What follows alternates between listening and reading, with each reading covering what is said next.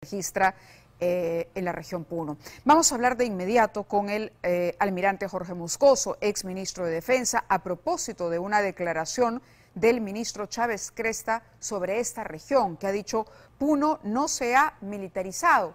Almirante, buenas noches, gracias por acompañarnos. Me gustaría que escuchemos al ministro y luego comentamos.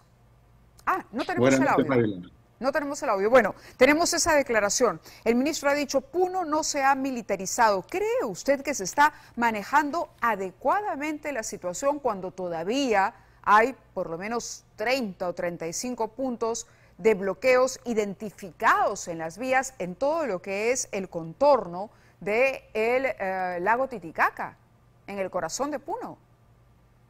A ver, Mávila, es importante que se hayan emitido las normas legales que sustentan la participación de las Fuerzas Armadas en el control del orden interno en Puno. Sí, aquí tenemos justo la resolución. Es la designación del Comando Especial Unificado, que eso, digamos, permite orientar todo el trabajo de las Fuerzas Armadas y Policía Nacional al retorno a la normalidad del orden interno, y lo que acaba de mencionar usted, que es la aprobación de las reglas del uso de la fuerza. Exacto, aquí está, en el capítulo 3, uso de arma de fuego, dice, ¿no? El personal de las Fuerzas Armadas puede usar el arma de fuego contra las personas cuando sea estrictamente necesario, y solo cuando medidas menos extremas resulten insuficientes o inadecuadas en las siguientes situaciones: en defensa propia o de otras personas, en caso de peligro inminente, cuando se produzca una situación que implique una seria amenaza para la vida durante la comisión de un delito particularmente grave, ¿no? Cuando se genere un peligro inminente de muerte o lesiones como consecuencia de la resistencia ofrecida, o cuando la vida de una persona es puesta en riesgo inminente por quien se está fugando.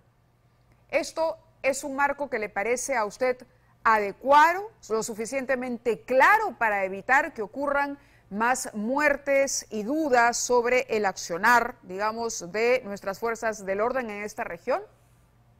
Fíjese, Mávila, el decreto legislativo 1095, que es el que norma todo lo que es el uso de la fuerza y la participación de las Fuerzas Armadas en casos como los del Brain, y en este caso también como lo que es el control del orden interno, amerita la emisión de estas reglas de uso de la fuerza, que son orientaciones del más alto nivel, porque es un decreto, una resolución suprema firmada por la Presidenta de la República y con el visto bueno del Ministro de Defensa, pero a propuesta del Jefe del Comando Conjunto. Acá es importante mencionar que toda esta normatividad se emite fundamentada y basada en el derecho internacional de derechos humanos, y que los principios rectores que permanentemente son transversales a todo el uso de la fuerza son la legalidad, la necesidad y la proporcionalidad. Aquí hago mención a algo que es fundamental, que es la participación del Ministerio Público para verificar la legalidad y todas las coordinaciones que deben darse en las acciones militares. Y por otro lado, no menos importante, yo diría muchísimo más importante, es que los planes de operaciones que emita este Comando Especial Unificado deben considerar procedimientos operativos y protocolos de intervención incluidos como anexos en todos los planes de operaciones, tanto a nivel operacional como a nivel táctico, y validados por un asesor jurídico operacional, en lo que se llama la regla de conducta operativa. ¿Esto qué significa? Que cuando salga una patrulla del ejército a realizar alguna tarea, como por ejemplo el desbloqueo de una vía, como por ejemplo alguna acción militar en algún distrito o centro poblado, el plan, digamos, de operaciones o el protocolo de intervención tiene necesariamente que considerar esta regla de conducta operativa. Claro. Vuelvo a repetir nuevamente porque es muy importante. El curso de acción del Comando Unificado no es enfrentarse a la población, sino al contrario, lograr la adhesión de la población. Claro, entiendo bien. Precisamente tenemos, permítame, lo interrumpo un minutito nada más para dar a conocer la situación en Puno. Manifestantes han vuelto a bloquear el puente internacional de Ilave. El ejército había liberado el pase en esta zona, pero en menos de un día los manifestantes han vuelto a interrumpir este puente que permite el paso hacia Bolivia. Y esta es la información que Sutran nos alcanza. Esta es una actualización reciente a las 9 de la noche donde se reporta 37 vías bloqueadas a nivel nacional. Si no mal recuerdo, el día de ayer también les mostramos este reporte y daba cuenta de 35. Hoy se han sumado 2 vías bloqueadas a nivel nacional. Todavía queda mucho por hacer en Puno. ¿Usted diría que se requiere un plan estratégico especialmente diseñado para esta región, almirante? Sí, acá hay dos cosas que son importantes, Mávila. El plan comunicacional de este comando unificado tiene que considerar el aspecto intercultural como algo fundamental. Hay que entender a la población.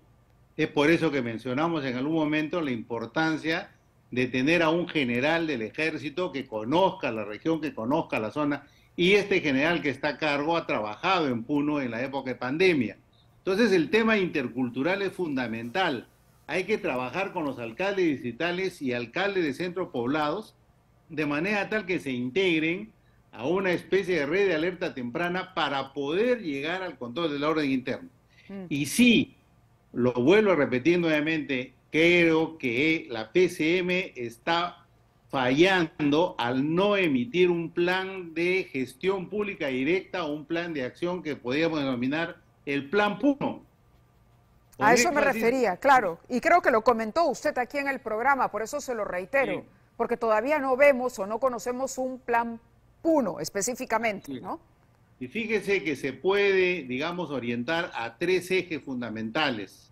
Ahora comienza el año escolar, hay que terminar de arreglar y habilitar los colegios. Educación. Hay que llevar el material escolar. Está ya iniciándose el periodo de heladas y friajes, en este caso. En atención, claro, a las víctimas o a los afectados por los friajes. Y el tercero. Y también el tema del apoyo a la economía familiar para agricultores y los criadores de alpacas. Fíjese, Mávila, en la zona altoandina, tan importante es mantener vivos a las crías, sobre todo a las alpaquitas, para que pueda mantenerse esa actividad. Y aquí hago mención a algo que creo que es importante y que se lo vuelvo a repetir nuevamente al señor Otárola.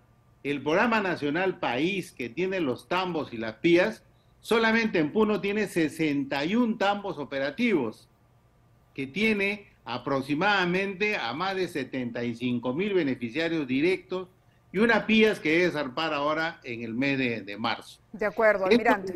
Este programa debe salir del MIDIS e integrarse a la PCM con un programa de acción directa, vuelvo a repetir, con alcaldes distritales y comunidades a través de lo que se denomina los núcleos ejecutores.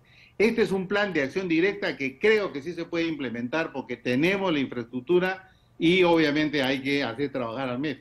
Sin duda. Le agradezco que haya estado con nosotros esta noche. Estamos prestándole especial atención porque no hay que bajar la guardia, hay que escuchar.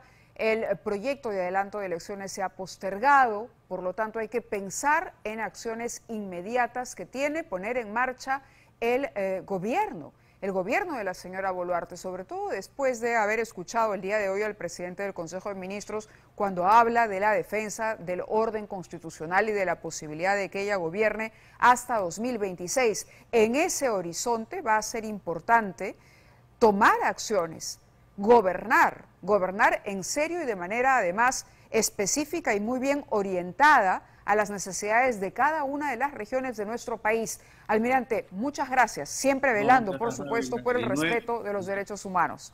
No, claro que sí, nuevamente a la ciudadanía, a la sociedad, confíen en sus Fuerzas Armadas. Las Fuerzas Armadas están para trabajar con la comunidad, no para enfrentarse a la comunidad. Todos mirando hacia el futuro. Muchas gracias, María. Gracias a usted. Hacemos una pausa y regresamos.